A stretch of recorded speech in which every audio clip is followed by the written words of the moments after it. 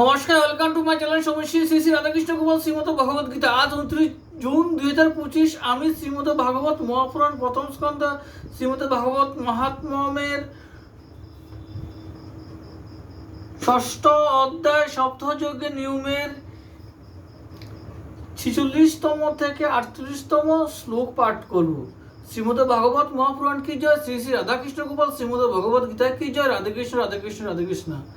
ডাল, মধু, তেল, গরিষ্ঠ অন্ন, ভাব, দূষিত পদার্থ এবং বাসি অন্ন, কথা শ্রবণকারীর নিত্য ত্যায্য, কাম, ক্রোধ, মদ, অভিমান, মাৎসর্য, লোভ, দম্ভ, মোহ এবং দেশ থেকে সর্বদা দূরে থাকবে।